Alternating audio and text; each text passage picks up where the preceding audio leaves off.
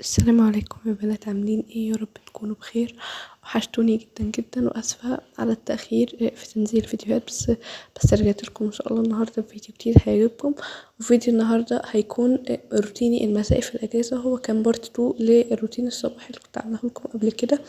روحوا اتفرجوا على الفيديو الاولاني وكمان اتفرجوا على الفيديو ده.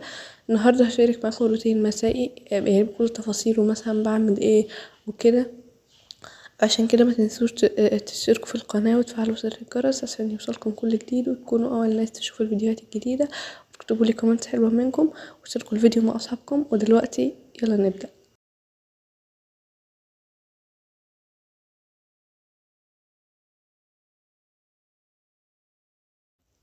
طبعا يا بنات، الروتين المسائي بتاعي ابتدى بعد الغدا. انا صراحة بعد الغدا ساعدت ماما شوية في تنظيف المطبخ، يعني غسلت المواعين وكده، يعني نضفت معايا المطبخ صراحة مكان الغدا وكده. وبعد كده رحت صليت العصر. طبعا يا بنات، صلاة العصر مهمة جدا. لازم تصلوا كل صلاة في ميعادها. وطبعا انا هنا كنت مصورة لكم سورة الملك عشان دي بنقرأها قبل ما ننام عشان هي بتحمي من عذاب القبر وكده. بس طبعا انا كنت بصلي دلوقتي العصر، طبعا بس هصلي المغرب والعشاء كمان.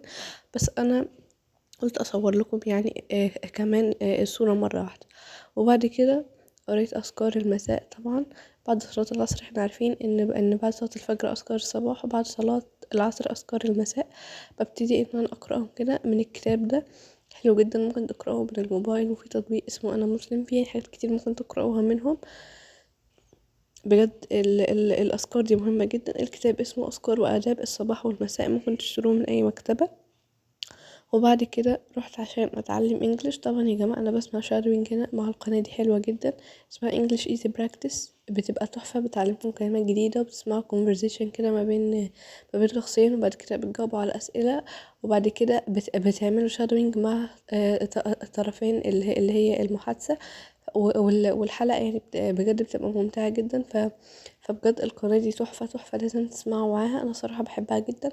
ممكن تسمعوا كورسات تانية مثلا، أو ممكن تنزلوا تطبيقات زي دوالينجو وفي كيك، وفي تطبيقات تانية كتير كده. لو عايزين فيديو عن تعلم الإنجليش لوحده اكتبولي في الكومنتس وأنا هعمل لكم الفيديو ده. بعد كده بقى كان عندي هنا تصوير. انا هنا كنت بصور علشان انا كان في فيديو يعني كنت عايزه اعمله، فدي يعني حاجات انا كنت بصورها لفيديو معين. ان شاء الله هبقى انزل لكم الفيديو ده. ولو عايزين تعرفوا هو عن ايه اكتبوا لي تحت في الكومنتس. وبعد بقى ما خلصت التصوير يا بنات، رحت كده عشان اخد شاور وادلع نفسي. طبعا هو في الروتين المسائي، يعني بالنسبه لي انا بقى يعني بحب اخد شاور في الروتين المسائي. فجهزت البيجامه دي، شكلها تحفه بقى، شكلها تحفه بجد. تحسها كده اللي هو ايه، ام جاست كده قوي. وكمان جهزت التوكة دي كمان حطيتها عشان حسيت مثلا لونها شبه لون البيجامة. وحطيت المونيكير ده برضو حلو. وحطيت المجموعة دي بتاعة برفيوم كده اسمه سبيشال. هو في برفيوم وفي بودي لوشن بنفس السنت بتاعة البرفيوم. بجد ريحتها حلوة جدا، والبيجامة بجد تحفة تحفة جدا. لازم تستحموا يا بنات في الصيف يوميا، فدي حاجة مهمة جدا. وبعد بقى ما خلصت الشاور بتاعي، طبعا اخدت everything shower. جبت العنب ده او اي فاكهة ممكن يعني تاكلوها، عشان يعني كسناكس صحية. ممكن تجيبوا سناكس مثلا من السوبر ماركت او كده، او اي فاكهة عندكم عشان مثلا في الحر او كده. فانا جبت العنب ده صراحة.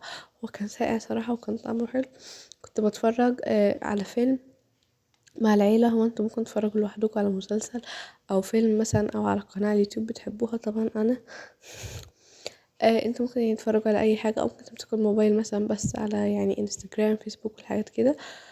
وبعد كده بقى يا بنات رحت عملت سكين كير روتين، او يعني قبل ما انام كده عملت شوية سكين كير. اول حاجة غسلت سناني، استخدمت المعجون ده من سيجنال. طبعا تقدروا تستخدموا اي معجون انتوا بتحبوه.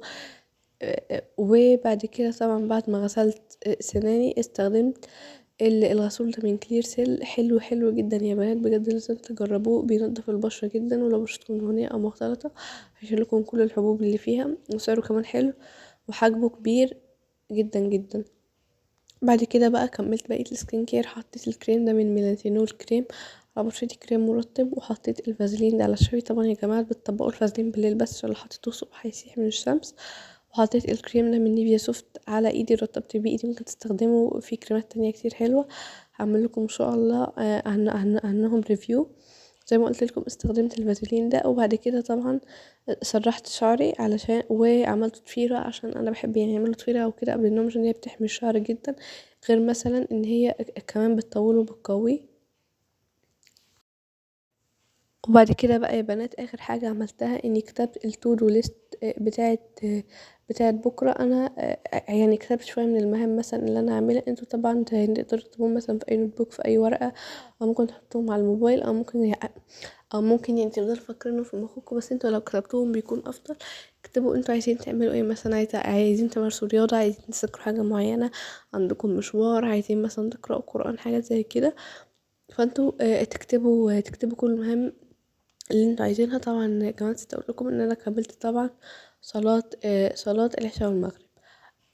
وبس كده يا بنات، ده كان فيديو النهارده، اتمنى يكون عجبكم واستفدتوا بيه. ولو عجبكم ما تنسوش تضغطوا لايك وتكتبوا لي كومنت لطيف حلو منكم، وتشاركوا الفيديو مع اصحابكم. وانا عارفه ان الفيديو كده كان قصير شويه، بس اشوفكم في حلقه جديده. باي.